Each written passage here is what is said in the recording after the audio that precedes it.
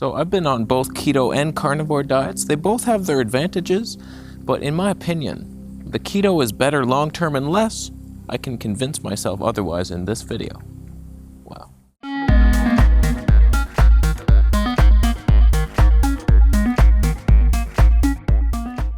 So for those who don't know, a keto diet is for those freakishly afraid of carbohydrates. We get blood sugar spikes and bad things happen in our bodies. Carnivore diet is even more extreme, where they eliminate all plant matter and they're just confused.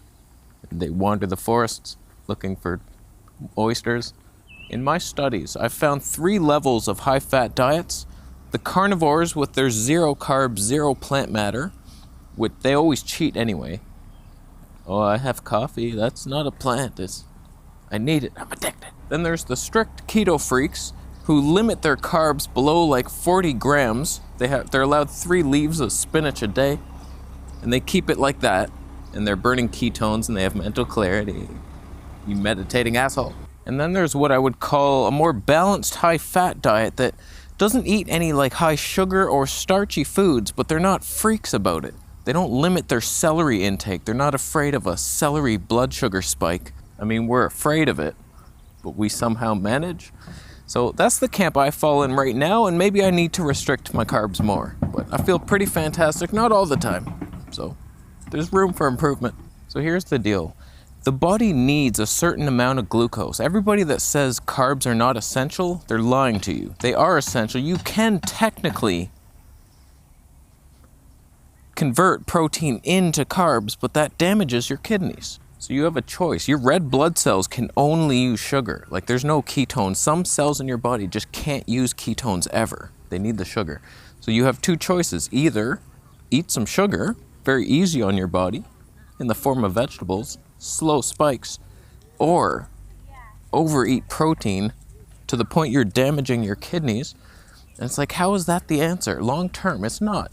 You're gonna see a bunch of carnivores just struggling because they're eating way too much protein. They gotta go over to the fat side, and then it's gross. And here's where the solution comes with vegetable matter. When I was carnivore, I started realizing I need to be way up higher on the fat to clear my skin, and it was getting gross. I'm frying beef, fatty beef, in lard, and pouring that in, the grease in a bowl, and it's just a pool of oil, basically. It was so gross. But now, you roast the veggies soak up the oil. You got a place for it, and that makes the veggies even more tasty. What a life hack that is. I also worry about the long-term effects of a carnivore diet without any plant matter. There's just so many vitamins and minerals you can't get. Potassium, very low. Where are you going to get that? Vitamin C. Oh, you don't need it if you're low carb. You need it. I was getting all kinds of freak pain after a while on that carnivore diet. I don't know what it was, but my hips felt like a 90-year-old man at some point. The main benefit of going full carnivore is for digestion, but you have to realize just because you suck at life doesn't mean that you shouldn't be eating spinach and mushrooms, roasted veggies, just because you can't digest them right now. When I was on the full carnivore diet, I couldn't digest half an avocado, and I realized I just debunked myself. That's not a carnivore diet. But when I tried adding it in, it's like I could have half a small one.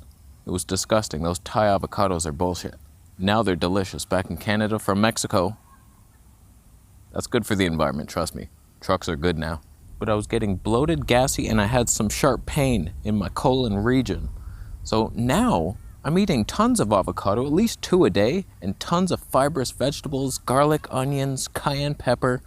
No problems, because I've strengthened my digestion. In my opinion, the medical medium stuff helped. Cleared out my liver, celery juice, amazing. So, I fixed my digestion. I can digest plants now. But these carnivores are just like, they can't. So they think plants are toxic because they suck. They suck at life.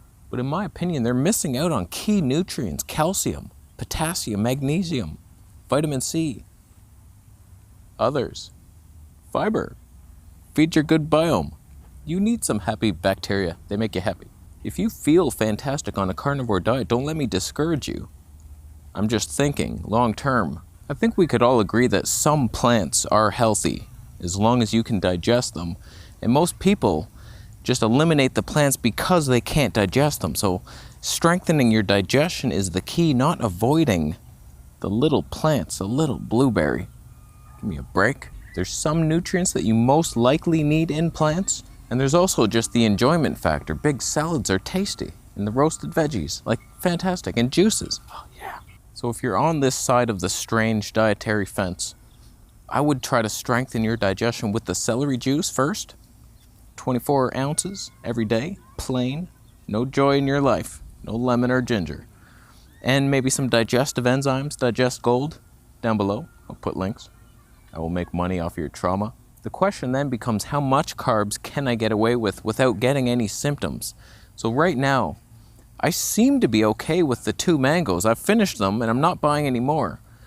But my skin clears up, still eating 2 mangoes a day. So not keto, but very high fat. Probably 150 grams of carbs a day. Very reasonable. Most people probably don't even have to be as strict as I am, but I like to go low carb, then my symptoms go away. The acne, bloating, all that goes away. And then I add in a little bit. Can I tolerate 1 apple without these tiny bumps coming back on my forehead? This way you get to see which foods are triggering you. I added some dulse last night. I've been no gas almost, no bloat.